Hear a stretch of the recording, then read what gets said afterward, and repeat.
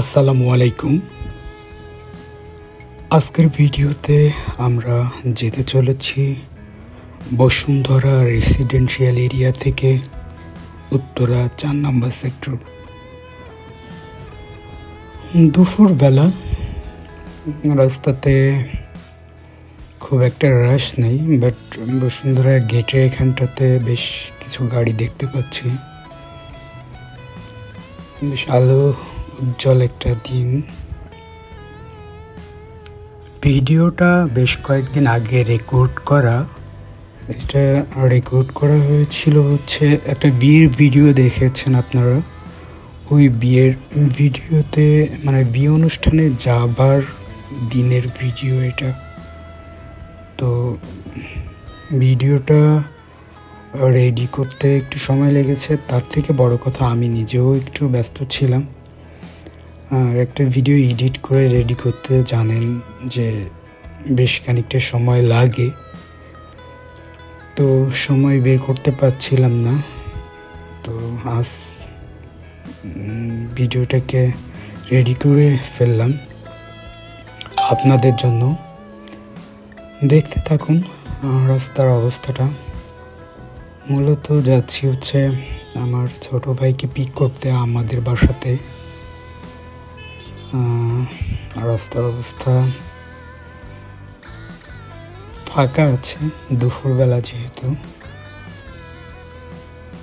এইটা কুড়িল ফ্লাইওভার, এটা ধরে আমি খিলক্ষেতের দিকে চলে যাব, কেননা আমি যেহেতু উত্তরার দিকে যাব। এই ফ্লাইওভারটার উপরে দেখেন জায়গায় জায়গায় চটে গেছে। এই ফ্লাইওভারটার বয়স বেশ অনেক দিন তাও না, বাট কিছু কিছু জায়গাতে দেখলাম চটে গেছে। শুধু এই ফ্লাইওভারটা না, অধিকাংশ ফ্লাইওভারের উপরেই আর কি এরকম চটা আছে, যেগুলো দিয়ে যেতে খুবই কষ্ট হয়। যিনারা রোড বিষয়ে দেখাশোনা করেন অবশ্যই তারা এদিকে দৃষ্টি আকর্ষণ করবেন। আমি আশা রাখি অবশ্যই আপনারা দেখবেন। তো কথা বলতে বলতে খিলক্ষেত চলে আসছি। এটা খিলক্ষেত বিআরটি এর সামনে।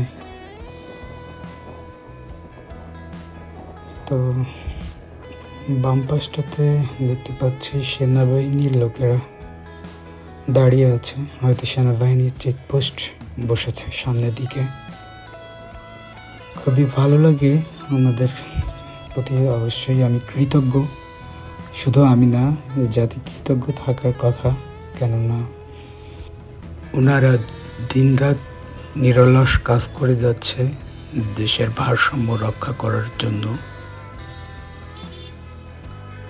এদিনে এসে অবশ্যই ঢাকা সিটির মধ্যে যারা আছেন দেখতে পাবেন যে বিভিন্ন জায়গাতে ওনারা চেকপোস্ট বসায়, প্লাস যে কোনো বিশেষ মুহূর্তে ওনারা তৎক্ষণাৎ সেখানে উপস্থিত হয়ে যায়। এই বিষয়গুলো বেশ আমার কাছে ভালো লাগছে, ভালো লেগেছে। এভাবে অ্যাক্টিভ থাকলে বেশ ভালো লাগে একটা দেশের প্রশাসন।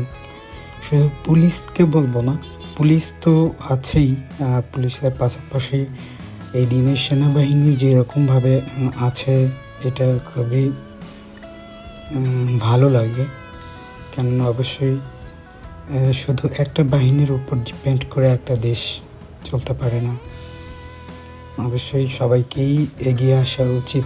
দেশের বিশেষ একটা মুহূর্ত চলছে যেহেতু বর্তমান সময়ে। কথা বলতে বলতে এয়ারপোর্টের অনেকটা কাছাকাছি চলে আসছি। ওয়াও, দেখেন এই জায়গাটা নিয়ে আমি বেশ কিছুদিন আগের একটা ভিডিওতে বলেছিলাম যে জায়গাটা ফেটে চৌচির হয়ে গেছে, বাট ইতিমধ্যে দেখছি এই কয়দিনের মধ্যে এই জায়গাটার কাজ অলরেডি করে ফেলেছে। আমি যেদিনে ভিডিও করছি সম্ভবত আমি যে ভিডিওটা ফার্স্টে আপলোড করেছিলাম, মানে ওই রুটটা নিয়ে আমি যে কথাটা বলেছিলাম তার থেকে 5 দিন পরে এই ভিডিওতে আমি মানে রেকর্ড করা।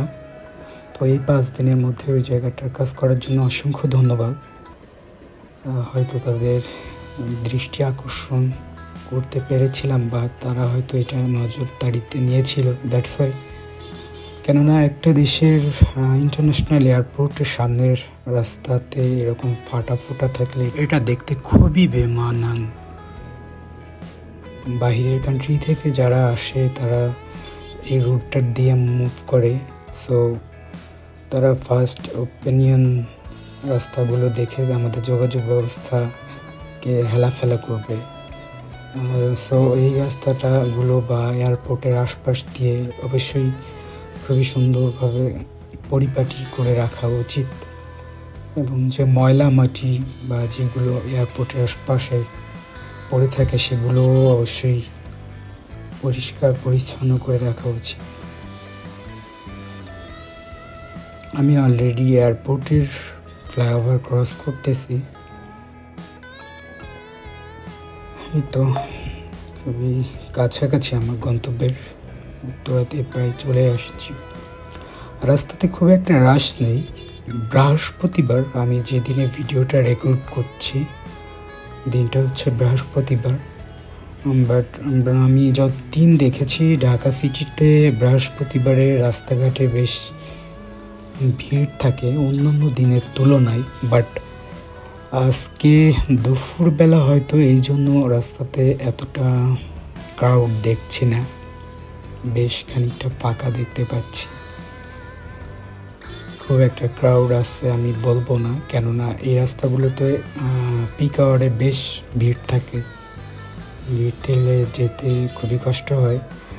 বিশেষ করে বাস এবং রিক্সা এই দুটোতে ভিড় করে। রাস্তাতে যে ক্রাউডগুলো সৃষ্টি হয়, যে যানজটগুলো মূলত সৃষ্টি হয়, এগুলো সৃষ্টি হয় হচ্ছে রিক্সা এবং বাসগুলোর জন্য। আর আমি বলবো যে প্রশাসন যদি একটু কঠোর হয় তাহলে অবশ্যই যে বাসগুলো ফিটনেসবিহীন এই বাসগুলো আর রুটে চলতে পারবে না, বা হয়তো 200 বাসের পারমিট নিয়ে 600, 700, 800 বাস রাস্তাতে যে ব্যানারগুলো নামিয়ে দিয়েছে, এই ব্যাপারগুলোর দিকে দৃষ্টি আকর্ষণ করলে অবশ্যই দেখবেন রাস্তাতে বাসের সংখ্যা অনেকটা কমে গেছে। আর বাসের সংখ্যা কমলে অবভিয়াসলি রাস্তাতে যানজটের সংখ্যা অনেকটা কমে যাবে। ইতিমধ্যে কথা বলতে বলতে আমি জসীমউদ্দিন চলে আসছি। এখান থেকে ডান দিকে ট্রান নিব, কেননা আমি যাবো যেহেতু সেক্টর 4। এখানটা টার্নিং পয়েন্টে বেশ কিছু গাড়ি দেখতে পাচ্ছি।